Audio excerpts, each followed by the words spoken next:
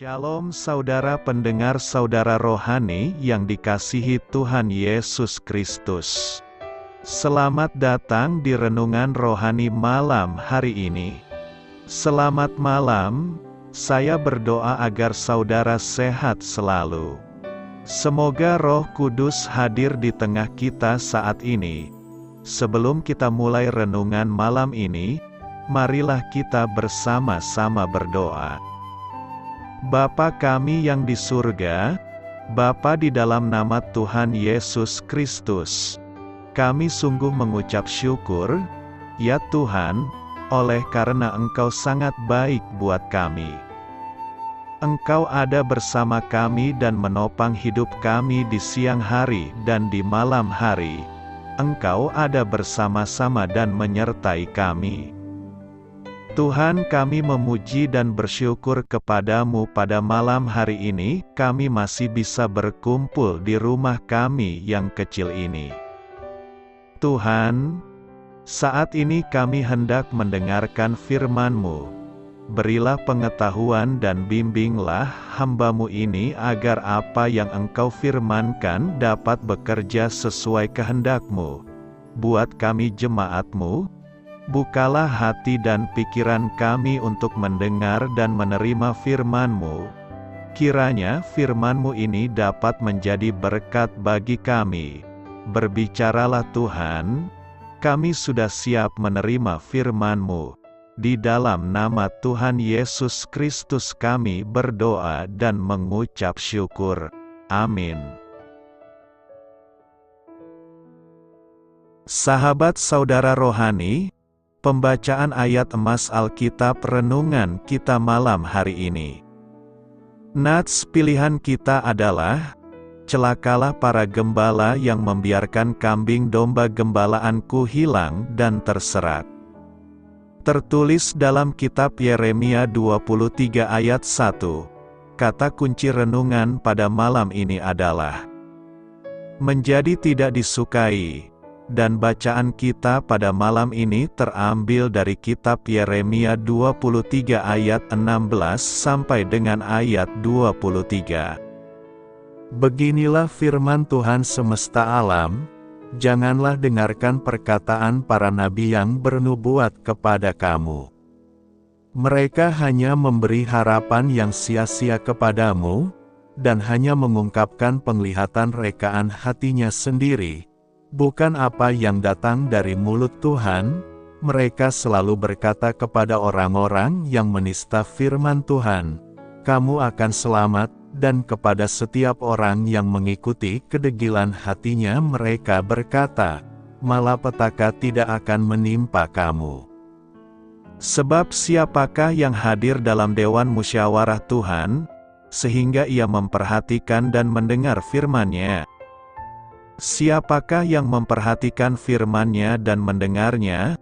Lihatlah, angin badai Tuhan, yakni kehangatan murka, telah keluar menyambar, angin puting beliung dan turun menimpa kepala orang-orang fasik. Murka Tuhan tidak akan surut, sampai Ia telah melaksanakan dan mewujudkan apa yang dirancangnya dalam hatinya. Pada hari-hari yang terakhir kamu akan benar-benar mengerti hal itu. Aku tidak mengutus para nabi itu, namun mereka giat. Aku tidak berfirman kepada mereka, namun mereka bernubuat. Sekiranya mereka hadir dalam dewan musyawarahku, niscayalah mereka akan mengabarkan firmanku kepada umatku, membawa mereka kembali dari tingkah langkahnya yang jahat dan dari perbuatan-perbuatannya yang jahat. Masakan aku ini hanya Allah yang dari dekat? Demikianlah firman Tuhan, dan bukan Allah yang dari jauh juga. Terambil dari kitab Yeremia 23 ayat 16 sampai dengan ayat 23. Topik dari ayat emas renungan kita adalah, lebih baik memberitakan kebenaran dan ditolak daripada menahannya hanya agar kita diterima sesama. Mari kita mulai renungan malam kita. Untuk memulai hal baik, serahkanlah segala sesuatu hanya kepada Tuhan. Mari kita mulai segmen kisah inspiratif. Pada tahun 1517 Martin Luther memakukan 95 dalilnya pada pintu gereja di Wittenberg. Luther menjadi terkenal sebagai seorang reformis, dan kita mengenang usahanya yang berani itu sebagai titik balik yang menentukan dalam sejarah gereja. Pendeta yang sangat bersemangat itu menunjukkan keberanian yang besar dalam mengungkapkan kemarahannya terhadap praktik gereja yang menjual pengampunan melalui pengampunan dosa. Dengan praktik semacam itu orang dapat berbuat dosa secara sengaja lalu membeli pengakuan dosa.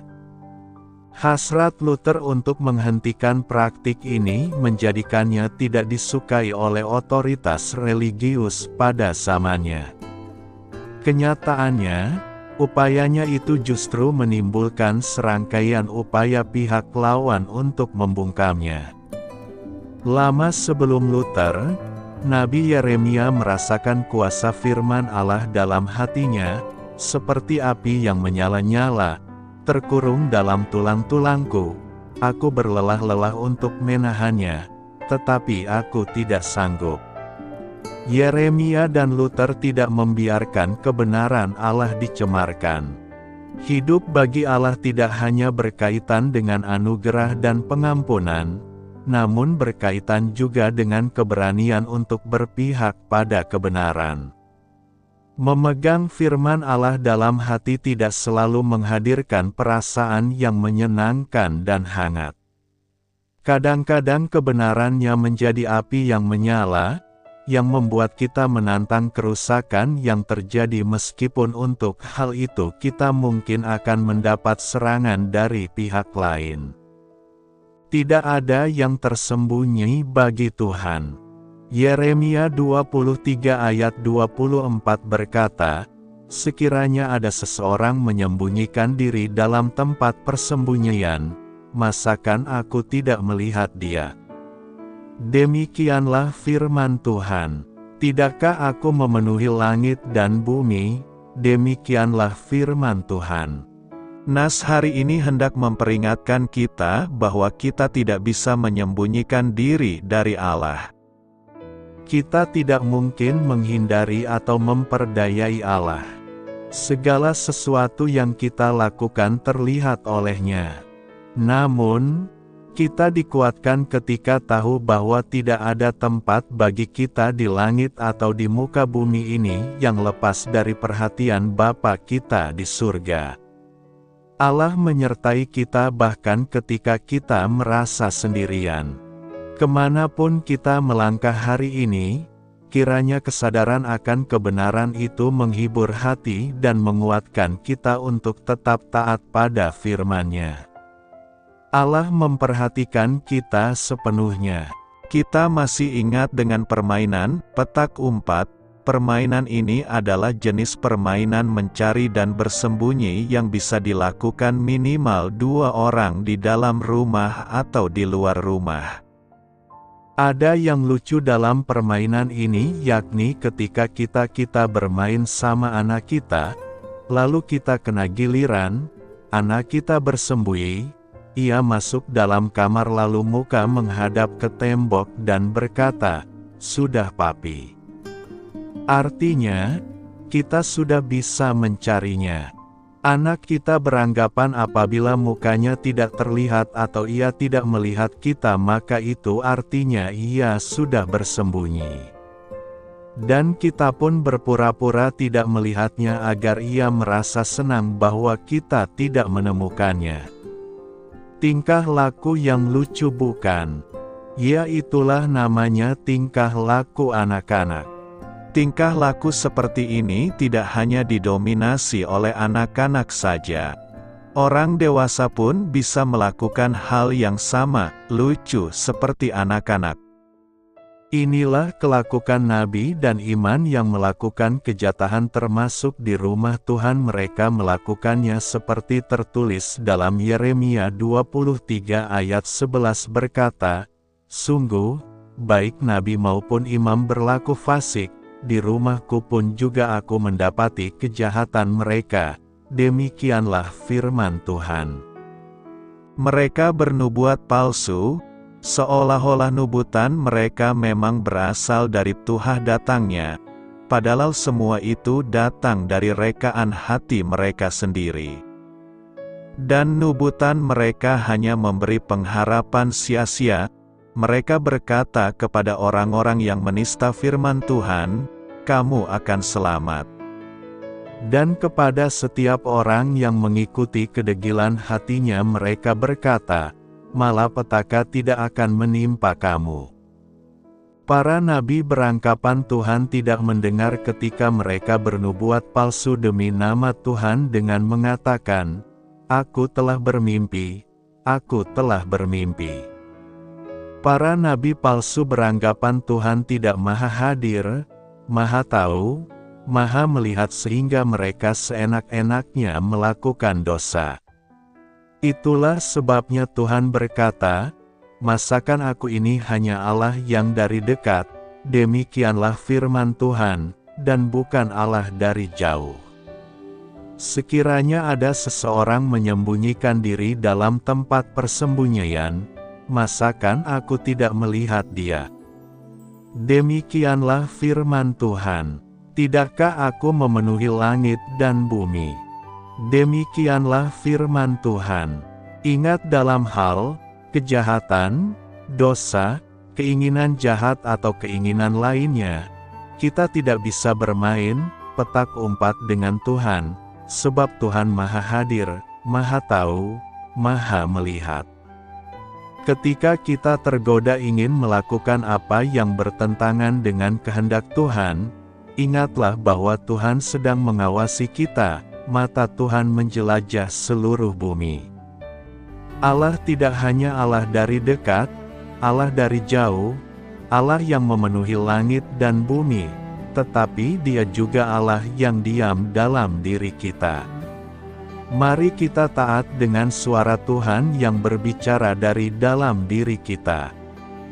Karena itu, mari kita membangun satu persekutuan yang intim dengan Tuhan setiap saat, agar kita semakin peka suara Tuhan dan dapat mengetahui mana yang harus kita lakukan dan mana yang tidak harus kita lakukan. Diberkatilah orang yang mengandalkan Tuhan. Hari ini kita akan membahas tema, diberkatilah orang yang mengandalkan Tuhan. Orang yang mengandalkan Tuhan hidupnya pasti diberkati Tuhan. Orang yang mengandalkan Tuhan akan menjalani hidup yang penuh berkat. Dia tidak khawatir dalam tahun kering, dan yang tidak berhenti menghasilkan buah. Selaras dengan Mazmur 1, orang yang mengandalkan Tuhan seperti pohon yang dekat dengan sumber air. Sekalipun dalam kekeringan, pohon itu akan tumbuh sangat subur karena selalu mendapat pasokan nutrisi yang cukup. Sebaliknya orang yang tidak mengandalkan Tuhan akan menjalani hidup yang seolah penuh hukuman. Bagaimanapun keadaan hidupnya, dia tidak akan mengalami datangnya keadaan baik. Perikop khotbah minggu ini berbicara tentang dua pilihan yang masing-masing memiliki konsekuensinya, yakni: pertama, hidup yang mengandalkan kekuatan sendiri dan hati yang menjauh dari Tuhan. Terhadap pilihan ini, Alkitab secara tegas dalam ayat 5 memulai dengan kata, "Terkutuklah." Hidup yang terkutuk adalah hidup yang penuh dengan penderitaan. Perikop ini lebih jauh menegaskan bahwa bagi siapa saja yang memilih pilihan ini, maka dia akan mengalami penderitaan, tinggal di tanah gersang dan terasing. Jika membayangkan kehidupan seperti ini, tentu tidak ada seorang pun yang ingin mengalaminya.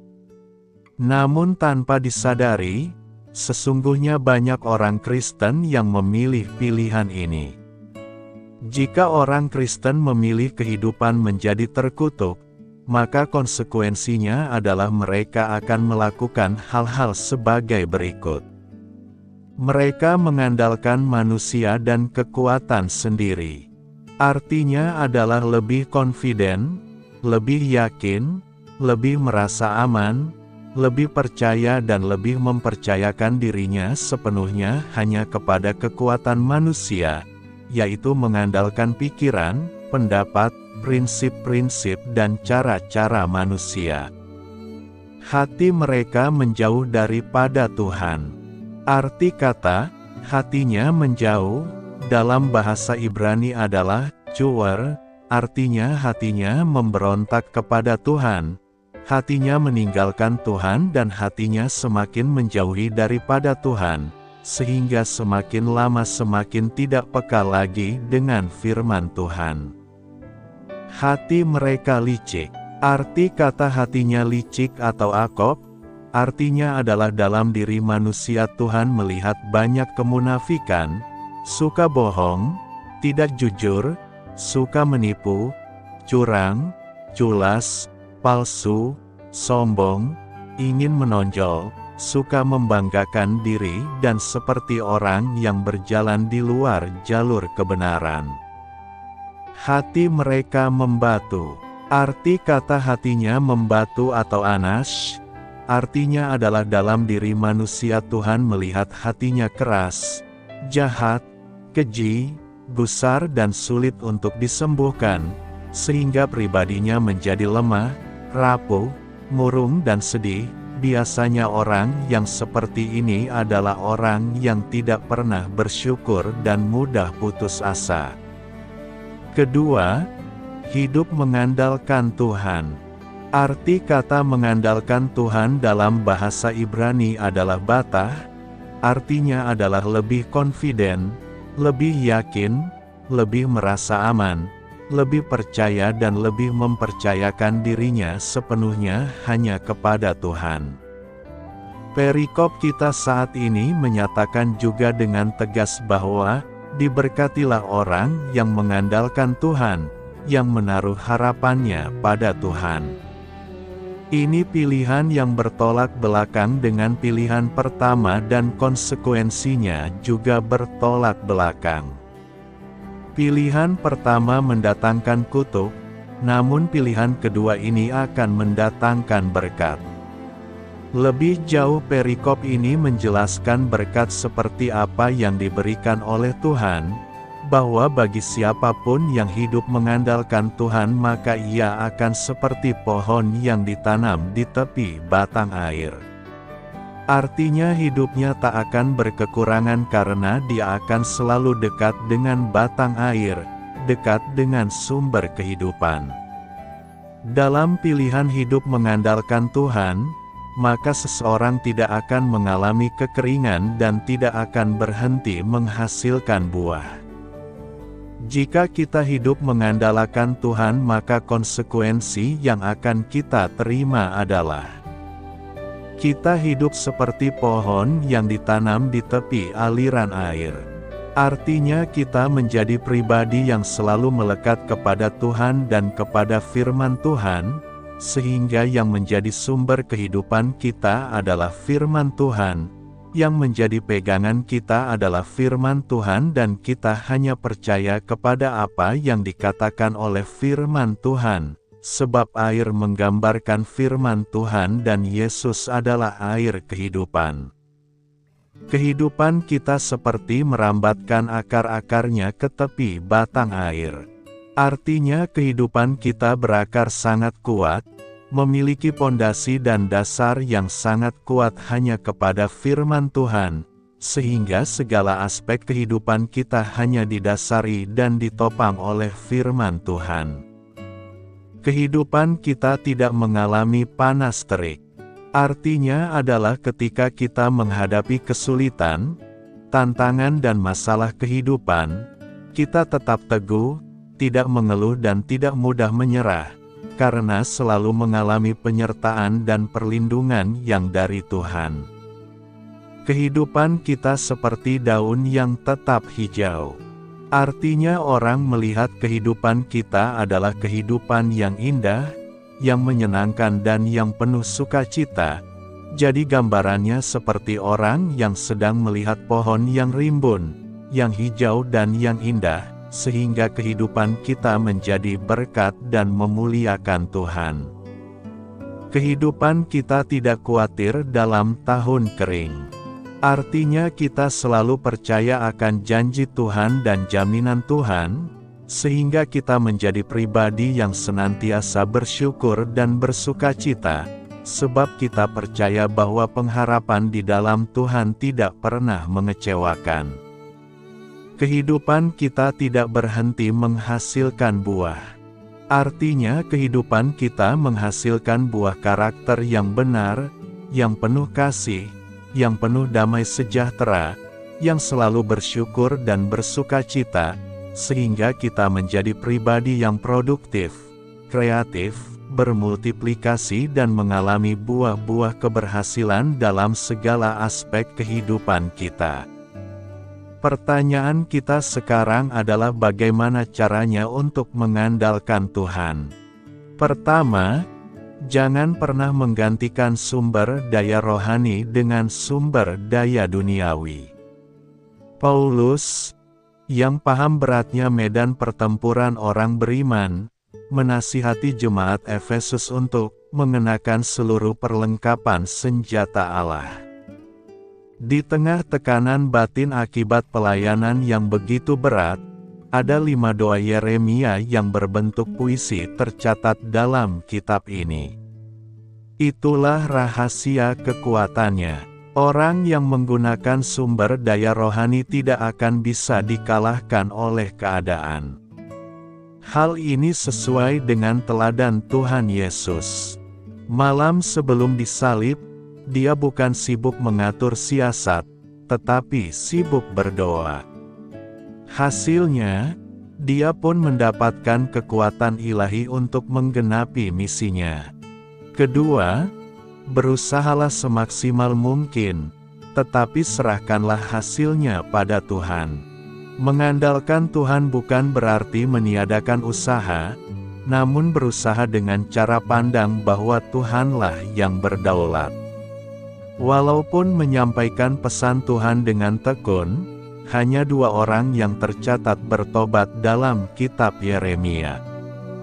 Baruch, sekretarisnya dan Ebed-Melek, sida-sida dari Ethiopia yang melayani raja. Namun demikian, Yeremia terus melayani dengan setia selama 40 tahun sampai akhir hidupnya. Banyak orang tekun berusaha tetapi tidak rela menempatkan Tuhan sebagai Tuhan, penguasa atas hidup mereka. Inilah yang membuat mereka mudah patah semangat ketika hasil usaha mereka tidak sesuai dengan apa yang mereka harapkan. Ketiga, taatlah pada pimpinan Tuhan. Bersandar pada Tuhan menuntut ketaatan mutlak. Bahkan, seperti Yeremia, sampai harus mengalami berbagai kesulitan. Orang-orang sekampungnya berkomplot melawan dia dan berbagai penganiayaan diterimanya. Yeremia juga menjalani hidup yang tidak wajar, ketika Tuhan memerintahkannya melakukan tindakan-tindakan simbolis untuk menyatakan pesannya. Dia tidak diizinkan menikah, kemudian disuruh memanggul gandara taukuk dari kayu dan bahkan menggantinya dengan besi. Relakah kita hidup menaati Tuhan sampai seperti ini? Ketika ingin menyerah, ingatlah dan mintalah kekuatan pada Kristus, yang terlebih dulu, taat sampai mati di kayu salib, demi menebus dosa kita. Taat juga berarti bersiap selalu untuk mengganti rencana kita jika Tuhan menghendakinya. Paulus dan Silas pernah dicegah oleh Roh Kudus ketika ingin memberitakan Injil ke Asia dan Bitinia. Secara manusia, itu terlihat sebagai sebuah kegagalan. Mungkin saja mereka merasa kecewa dan bertanya-tanya. Renungkan, Apakah yang hendak kita renungkan dan hayati dari khotbah Minggu Septuagesima ini? Ada beberapa hal yang hendak kita lakukan dalam kehidupan sehari-hari, yakni: pertama, hindarilah percaya dan mengandalkan manusia karena manusia dapat mengecewakan. Manusia seringkali ingkar kepada kata-kata dan janjinya sendiri.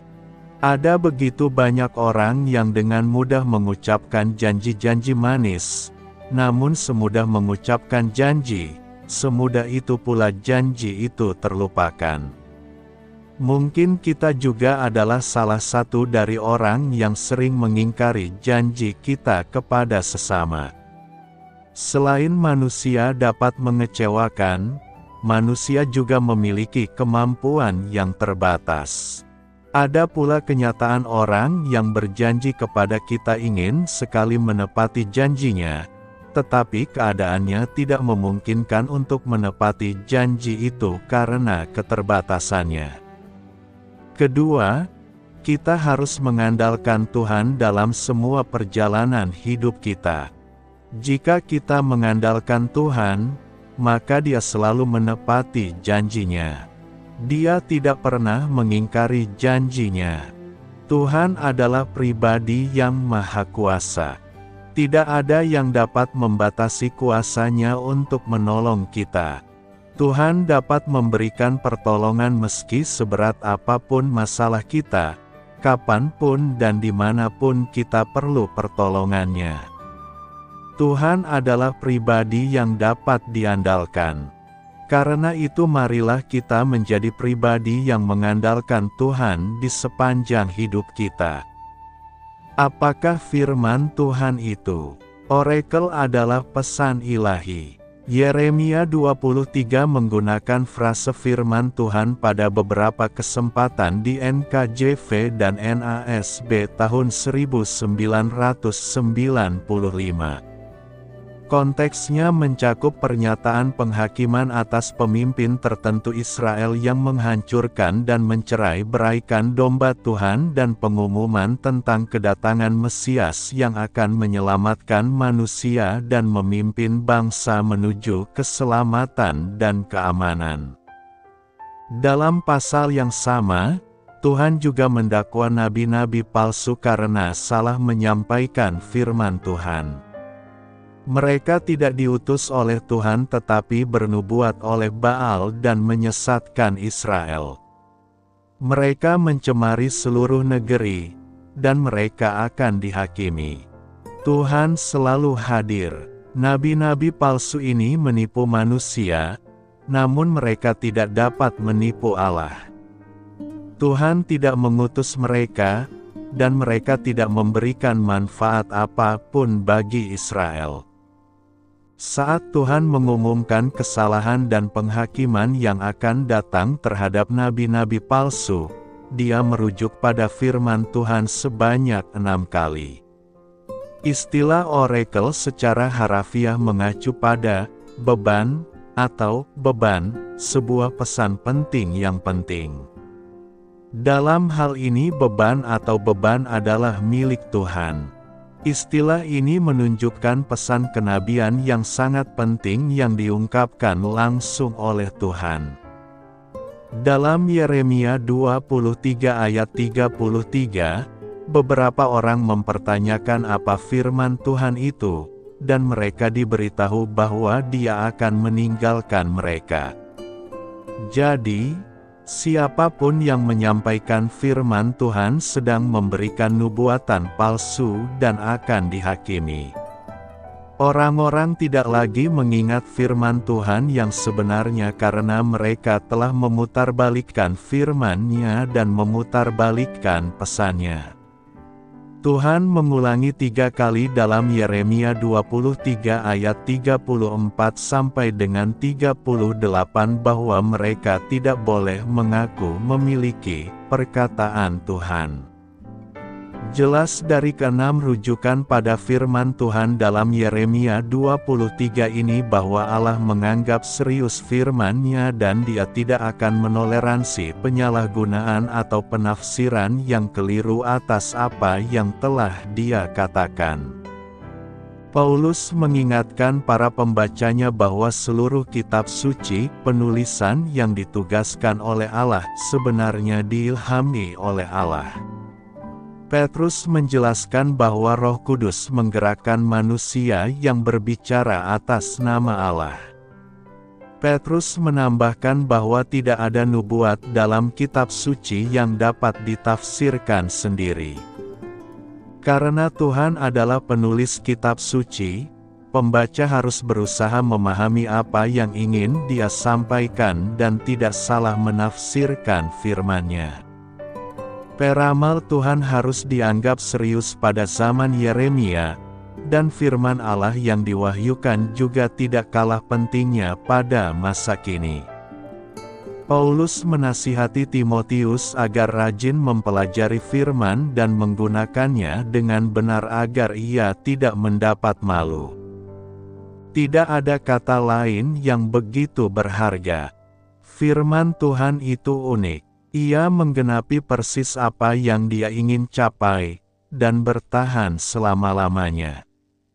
Wahyu 1 ayat 3 menggambarkan betapa berharganya firman Tuhan, ketika Tuhan menawarkan berkat bagi mereka yang mendengar dan mengindahkan firman dalam kitab Wahyu. Paulus menasihati orang percaya bahwa transformasi mereka datang dari pembaruan pikiran mereka dan menantang mereka untuk dipersenjatai dengan firman Tuhan. Beritakanlah Injil kepada segala makhluk. Hormatilah semua orang. Selamat beristirahat malam dalam kasih setia Tuhan. Doa saya menyertai saudara sekalian. Mari bertumbuh dalam iman bersama saudara rohani. Saya memberkati Anda agar sewaktu Anda mencarinya dari Dia, Bapa Surgawi Anda akan memberikan bagi Anda roti harian Anda, dalam nama Yesus Kristus. Tuhan yang berkuasa atas alam semesta dan menuntun kita kepada iman yang menyelamatkan. Tuhan Yesus menyertai senantiasa. Terima kasih sudah berkenan mendengarkan renungan malam saudara rohani. Tuhan memberkati. Amin.